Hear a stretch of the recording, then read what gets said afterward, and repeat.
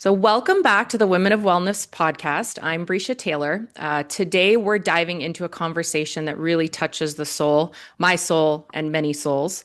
My guest, Regina Hiremath, is author of Lessons on the Way to Onesome, a powerful memoir about healing, self discovery, and finding your way back to yourself after a difficult and emotionally abusive marriage. So, if you're someone who has ever lost yourself in a relationship, or questioned your worth or wondered if you could rebuild, this episode is definitely for you. So, hi, Regina. Thank you so much for being here. I really appreciate it. Hi, Brisha. Thanks so much for having me on. And I loved your book. I listened to it on audiobook as well, which is very convenient for a busy mom. And it really touched me. A lot of vulnerability for you in that book. And I just want to commend you before we even start for sharing your story. I know how hard that is, and it's just so important. And you're really doing amazing work for other women to help them through stuff. So thank you so much for that. I want to just go kind of from the beginning. So, you speak openly about your childhood in this book as well. What's one moment from your early years that now feels like a turning point? So, something that happened that shaped the woman you became even before you knew that. I would have to say, because my parents were incapable of raising me, my grandmother took that responsibility on as early as I can remember. I was with her, and at a certain point, we moved out of state, built a new home, and I just began this amazing life, kindergarten. But when I was in first grade, she passed away. And so then, as you know, I went through years of trauma in my childhood. But I think that the love that my grandmother showed me early on in life became a guiding force for me later on in life when I was trying to find myself and realize that, hey, I was very much so loved early on. And that's the type of love and feeling that I want to cultivate for myself going forward. Oh, absolutely. I talk about that a lot, actually. And, often we focus so heavily on our traumas, but there are moments in our childhood and our life that we have to be grateful for that make us who we are and why we're able to forge through and, you becoming the amazing woman that you are now. And oftentimes the strongest women are forged in silence. So when you look back, what parts of your younger self do you wish you could hug today? There were times in my life, starting at the age of 7, that I had to rescue myself. I had to tell someone, or I had to speak up, or I had to run away. So that part of me still exists, and I'm so proud of that little girl who said, "No, I'm going to save myself because the adults around me are not doing their job, and so I'm going to take care of myself."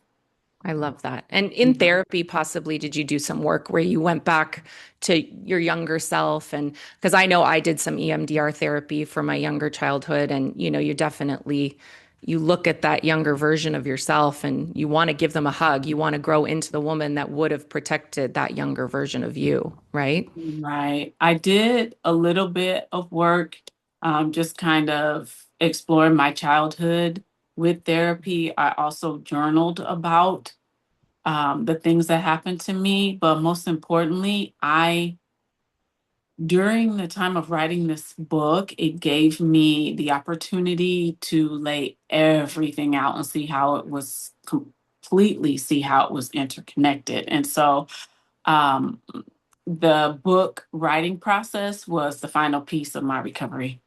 And you said you wrote a book basically and threw it out, and then you started over, correct? Yes, I did. Why did you do that? I did that because when I started to write the book, I was looking at my journal entries, but writing from the perspective of a couple years prior. And I had grown so much during the time after I started to journal and write that I wanted to write um, from present day and from that perspective and having hope for my future. Yeah, no, I think that's, I mean, getting that far in the writing process, so difficult to realize and have that, higher feeling to ditch that and start over. That's Yeah. amazing. And I think that's great because I mean, you want to show the women that are going through it, the healed version that it is possible, there is hope on the other side. So, and I Right. think that's what Absolutely. your book does. So before we get into sort of the core of the book, which is the narcissistic abuse, I think it's important because the word narcissism is thrown around now, and I know people have a lot of like, what is that really? And gaslighting and all of that. So, do you have your definition of narcissism and what that means? Like what you could kind of describe that as? Um, I have, I'm always redefining what that means to me based on my experiences and what I know now. And recently, someone asked me that question, and my explanation. I always want to explain because there's all this mysticism around NPD and what it is and what it's like. And people don't, who haven't experienced it, don't understand. And I liken it to um, like like a person who is weak taking on your personality and your traits and basically draining you of who you are so that they can assume your identity and discard you. That's that's very interesting. Yeah, and they mirror you, especially at the beginning. We have so much in common, all of that stuff. Mhm. And generally lies come with that as well. And I just want to preface, so what happens, I think, you are not a weak person. It's actually the opposite, right? So the women that are victims of narcissistic abuse, you are actually really, really strong and amazing and kind. And that's why they need your supply because they They, need to make themselves look good. And so it doesn't in by any, because I know there's a lot of shame, I'm sure, wrapped up in I can't believe I stayed for this long and all right, of that. What's wrong with me? I'm sure a lot of women feel that way. But I mean, I've known you now for a while, and I mean, that's the exact opposite. You're such a light, and I'm sure that's what they want to take, right? That's what your ex-husband right. wanted to take. Right. Most of them are weak. They have self-esteem issues, and for sure they've had trauma in their own lives and childhood specifically. Typically, one or both of their parents were narcissistic, and that's how they were formed. But they definitely have these weaknesses, and they seek out people who are strong, much like fleas or ticks hop on a dog. They need that supply, right? They That's what they need that call it. supply. Yeah. Exactly. And then gaslighting, I feel, I mean, maybe you think something different, but I guess it's like, I think it's one of the things that they do to manipulate you to get you to give them supply.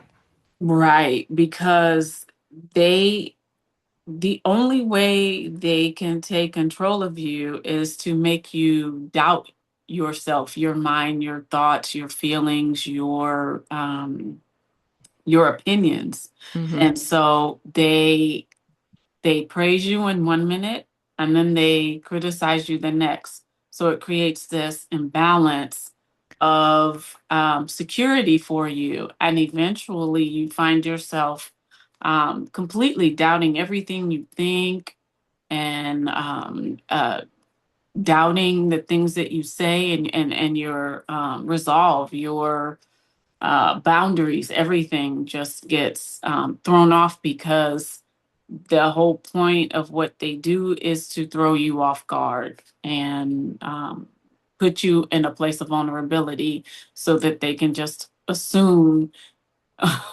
take over who you are and your opinions. And Right.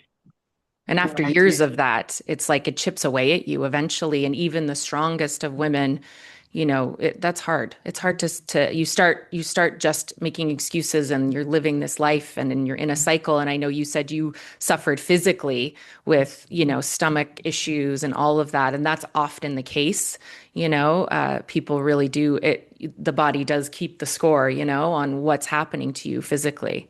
So Right. your marriage was definitely marked by narcissistic manipulation. So what was the moment, subtle or loud, that told you something just had to change when you were like, okay, that's it? I think the point came where I was exhausted with blaming it on the health issues, the stomach. I was tired. I was very run down and blaming that on work or just all the things that I was doing. And one day I was unloading the dishwasher and I snapped. I just started throwing dishes everywhere. And my mom was visiting and she grabbed me and we collapsed to the floor. And that was the first moment that I realized that things are really, really out of balance here and I had to do something. Right. And you have children, correct? Yes. Yeah. Great. So I mean, that becomes even more complicated because now you're Yes. very much responsible for two human beings. And I personally feel, in that situation, you have to get your kids out of that. Because, like you said, a narcissist can raise a narcissist. So showing your children that you can step away from that's the most important thing you could do for them, you know? Right. Um, Right. and, I feel like it's not just one big decision that happens, right? So, what were kind of the little whispers that led up to that breakaway moment? Um, the financial abuse Oh, yeah. kept me trapped, and I needed to find a way to become financially independent. And that was going to take a few years to start my business again. I start working and build a clientele. Um, and then when I told him that I was going back to work, he had such a negative reaction that I ended up leaving the home for the evening. And um, it was just, there was just so many, it was so many things that happened that just, pushed me over the limit. It was time. And then you also start to probably notice the patterns from the past as well. Like you talked about your birthing experiences with him, and that was just crazy, just his lack of empathy or care for you, the mother of his child, like birthing the child, and you're in pain. That's crazy. And I think people don't understand that you don't have to be physically punched in the face to be abused. And sometimes it's a little more, I mean, all of it's bad, but it's a little more black and white when it's like that. But when you are being manipulated on a daily basis, it is a slow chip away at your soul, So Yes. for you with the financial abuse, do you want to elaborate a little more on that? Because I know that that is a big one. They control your money so that you can't, right? You can't be Right. your own person. Right. And you don't have the means to leave. Right. Right. Especially if you don't, if you like in my case, my parents weren't stable for me to say, okay, I'm tired. I'm going to live with my mom or I'm going to live with my dad. That was not an option. And then I have these three children. I can't drag Yeah. four people into someone else's house.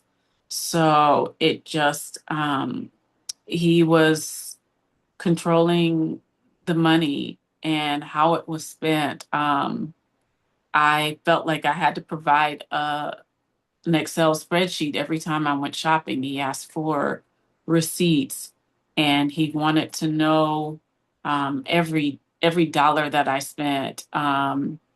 So demeaning and humiliating, being given $40 a week as an allowance, as if I were a child, and then I had to account for how I spent the $40. Wow. It was unbelievable. And yet we had big homes, we had luxury vehicles. And so all the while I was trying to protect our image and, keep it to myself because it didn't even make sense to me. And when I did try to open up, share with other people, um, they couldn't even comprehend what I was saying because what it looks like and what reality is was so vastly different. So that was one of the biggest pieces for me to solve for. Right. And I think for other people to get involved, nobody ever wants to get involved. And to be honest, you have to come to your own conclusion. And so for a good friend to come and say what they see from the outside looking in is a huge risk for that friend to lose the friendship. Instead, they might want to be there for you. What advice would you give someone trying to support someone who they see going through something like this? Be very patient with them, find as many resources as you can for them, try to get them to seek help, offering, to go with them or to provide them with whatever they need. Um, Offer them a space in one of your closets for a getaway bag or items that they might need should they decide to leave. Just be as supportive and non judgmental as you possibly can because it's not a matter of someone just walking out of a house. Their self esteem is gone, their support system has been decimated, and they are in such a vulnerable place. And whether they admit it or not, they may be fearful of their lives or what their life will be like if they choose to walk away. So there's a lot that comes with that. And so I think as a friend, it's possibly good for you to educate yourself on how to be supportive to them as well. And I know the first 48 hours of leaving someone that's abusive is very dangerous. And so I think even maybe a friend getting the hotel room in their name or something like that is helpful, just to protect that person and their family. You have a great support system that you could offer people. So do you want to just talk a bit about the website you started? I have Alamonia Life. It's a divorce blog. And I was journaling a lot as I was going through the divorce and actually started it that same year. And it's me and I'm up to four other writers right now. We're all divorced and we write on the various topics of divorce. We cover things like abuse and co-parenting, um, self uh, self-esteem, recovering your self-esteem, and just if any Anything. topic on divorce, we definitely cover it because we've all been through it. So we write from our own personal experiences, which I'm so proud of. No, it's amazing because that's what we need is more resources out there. And actually, the next interview that I'm going to be doing is with the founder of No Silence, No Violence, which is an organization that helps, rehabilitate abused women. And it's 100% nonprofit, so they can really do the work, right? The missing links. So, Yes. okay, the term "onesome," I love it. What does that mean? And then what does that mean to you now? So let me grab my book here. Yes.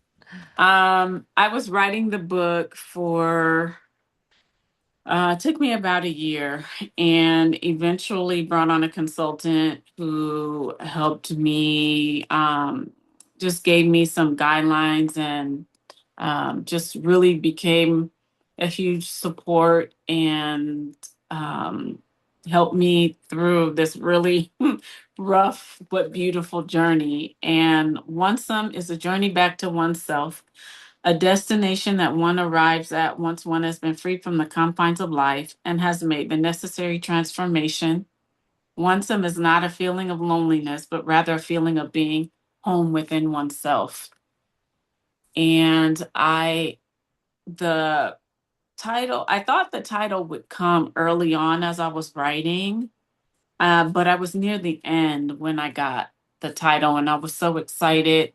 Whenever I have a project or something I'm working on and I have to put a title on, I always want it to be different, but to have like a really, really good meaning. And for me, this journey was really about discovering myself and putting myself back together for the benefit of going on and living this amazing thing that I call life now.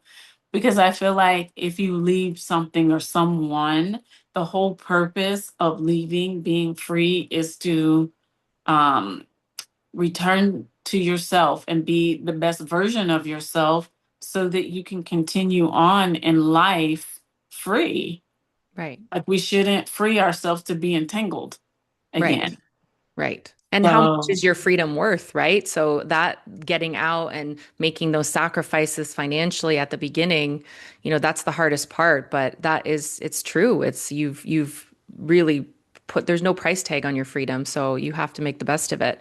So if someone's trying to move towards Onesome, but they're still in pain, how do they know that they're on their way to doing that and being free? um, I think for me, the moment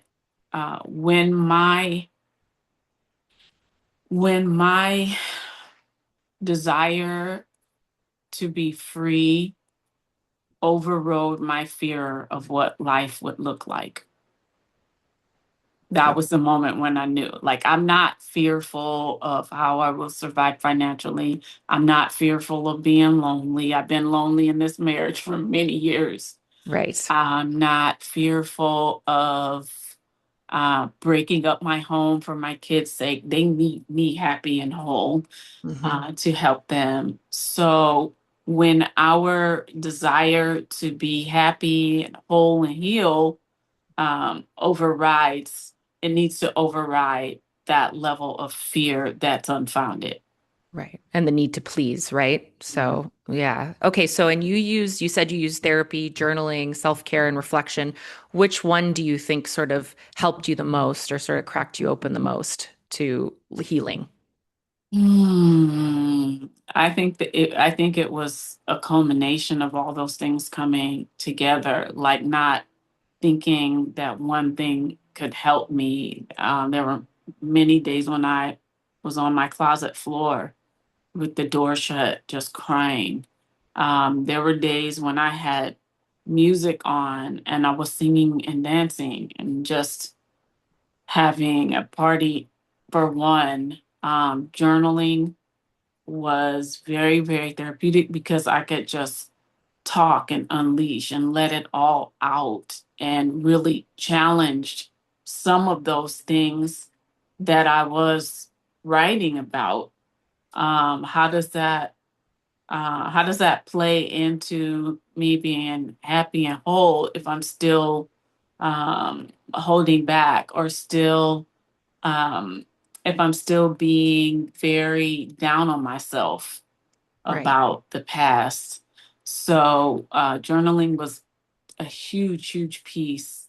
Um, Therapy, in total, I saw 5 therapists over the years, and each one of them provided me with something different. And I was able to see the process with each one of my therapists, how in the beginning I wasn't very open to exploring my piece in this, what I contributed or what I did or did not do that Right. had me, in this place.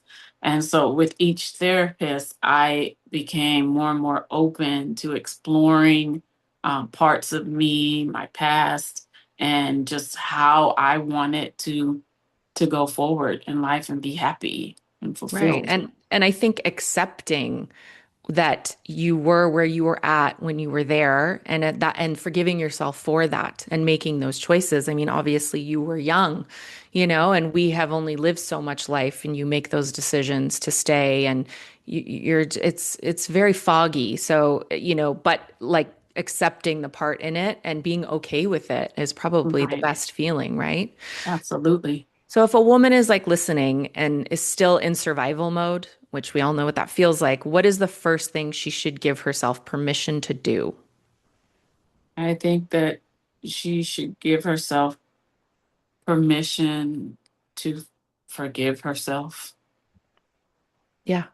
Yeah. to have and to have grace, because that's what we're really good at, forgiving other people and giving grace to other people, but we're never taught to forgive ourselves, that we are human, that we do make mistakes, and that we do need to say, okay, I made this, mistake, or I've done this or whatever, but I choose to forgive myself and to move into an era where I can learn from my mistake and move forward.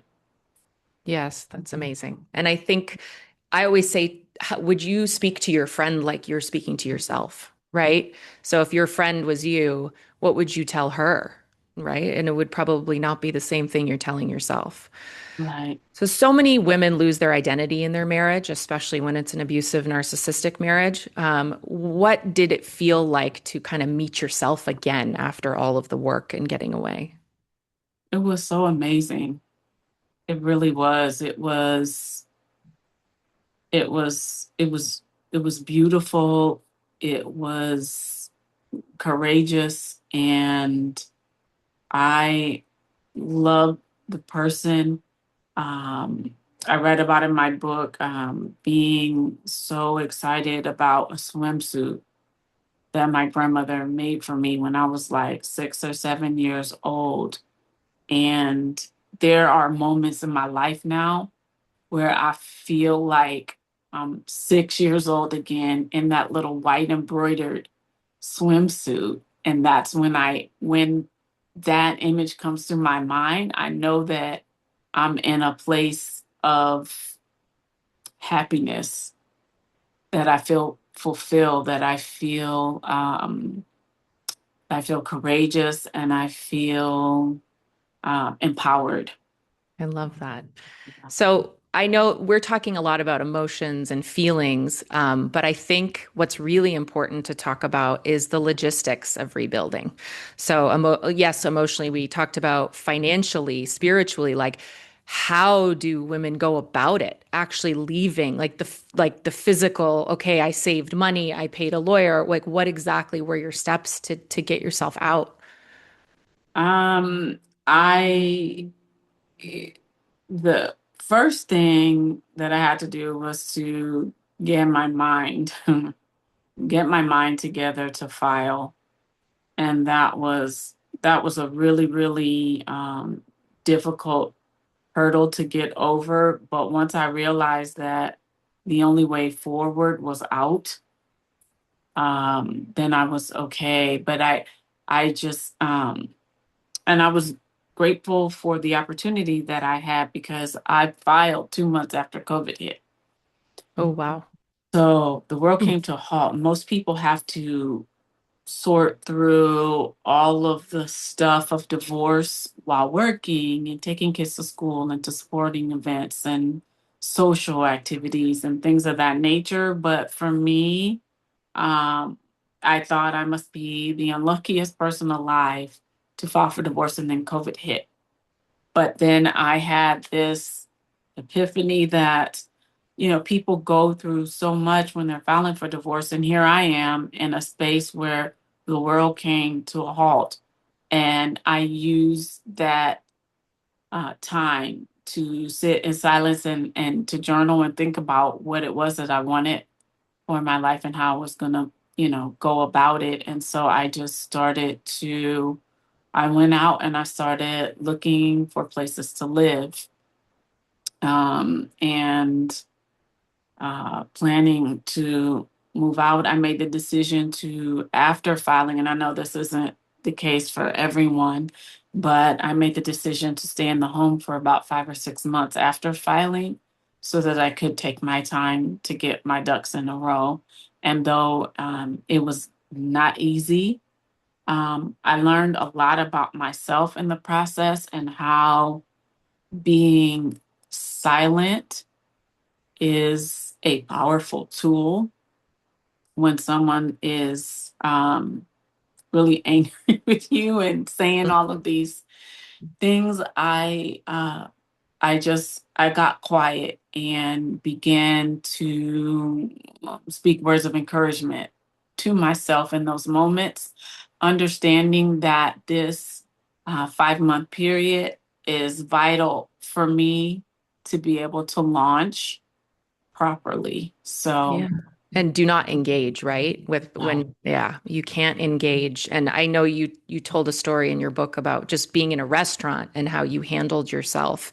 And I see, obviously we work in a similar environment and I see the way you carry yourself and it's amazing. Like it's just you're such a your shoulders are lifted, your head is high and it's infectious, like it's contagious. I love watching you walk down the hallways. So and people don't understand what it took for you to get there, I'm sure, and that's what this is about and what this book's about because they might see the product of who you are now and go, "Wow, like I want to be like that," and that's great to aspire to that, but understanding that journey that led you up to that is pretty remarkable.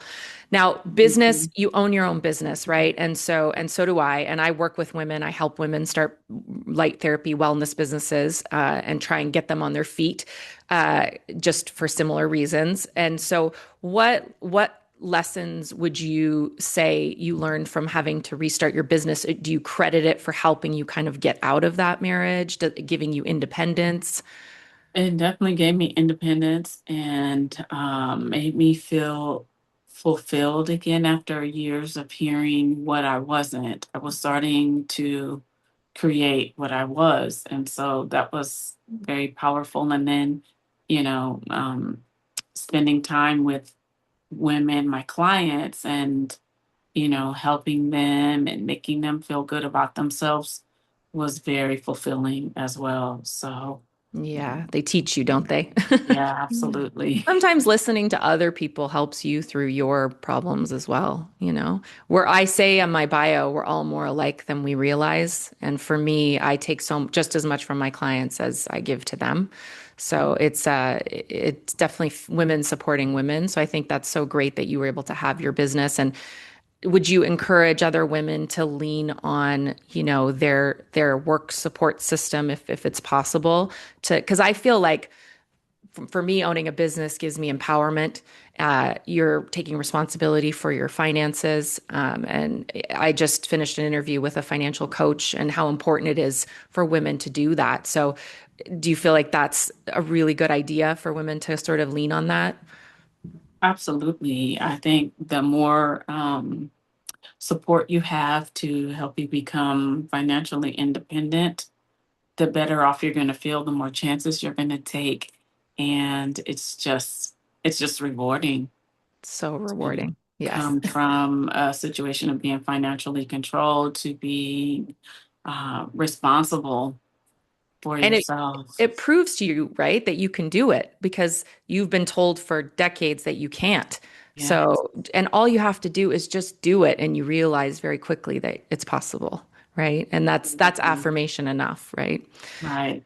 So who specifically held space for you when you couldn't hold space for yourself during all that time? I had a couple friends who would listen, would sit and listen and not judge me. Um, and I used to ask myself, how do they keep hearing the same song, this broken Mm. record? But they were loving and supportive and gave me the shoulder to cry on when I was going through it, and then encouraged me afterward. And they're like my biggest supporters now because they know where I was and where I Yeah. am now. So that's And is amazing. the woman that narrated your book, is that one of your friends or? She is one of my friends. Yeah, she was my book consultant and she did the audio version of my book. And I actually texted her early today. We always check in, we have spa days. I Just, love that. just an amazing person in my life now. So, what does a safe community look like to you now? People who have no agenda around loving me or being in my life. It isn't because I can provide or do something for them. They're for me and supporting me, and I jump in and support them in a way that they need me. And it's changed. My circle has definitely changed because my life is very different now, and my friendships had to evolve with me. And if people weren't able to make that shift with me, I I did my best, not to judge them, but to release them in love, Right. because there's somewhere that I have to go, and there are people that are on that path for where I'm going. And I think too, when you go through something like what you've been through, and you come out of it, your perspective of what people are dealing with is a bit different. And so sometimes people just, you're not meeting them, they're not meeting you where you're at anymore. And it's nothing bad about that person. And like you said, you let them go with love, but you do have to let them go because they're just not aligning with who you are as a person anymore. Right. Right, So, right. so just one last question before we talk about just how to get a hold of you and find your book. So, if a woman is listening right now and she's not broken, but she's not whole yet either, she's kind of somewhere in between, what would you say to her? I would say that the same strength and energy and courage that you had to get to this point is what I want you to call upon in this moment, to see an amazing future and opportunities for yourself. Because it's like, once you put it out there, once you lean into it, it lines up for you. I can't tell you how many times I've just said something or thought something, and then it falls on my path. So it's about being in the right mental space and positivity, and having a certain level of expectation that everything's going to work out for you. And once you move in that direction, just know that what it took you to get to this point is the same thing that's going to take you into the next phase of your life. And you're going to be amazingly powerful, and somebody's waiting on you to arrive. Oh, I'm going to cry now. That's very beautiful. Thank you so much for sharing your story and talking to me. So how do people find your book? I know it's on Audible, right? And do you want to just talk a little bit about that, how to get a hold of Right, you and your blog? right, right. So my blog is Alamonia Life, like alimony, but NIA Life. Love it. And the book is at onesomebook.com. And the blog and all that stuff is all kind of tied together on Alamonia Life. But the book is available on Amazon, Kindle, Audible, hmm and at onesomebook.com. That's So amazing. four options. Well, there we go. I would definitely recommend it to listen to it. It's not a super long listen. It's only 3 hours, so very doable in an evening. And I promise you won't be able to put it down. So, thank you so much, Regina, and thank you everybody for listening. This has been such a vulnerable interview, and I'm so honored that you are speaking to me. And I know that many women are going to get a lot out of this. So, love and light.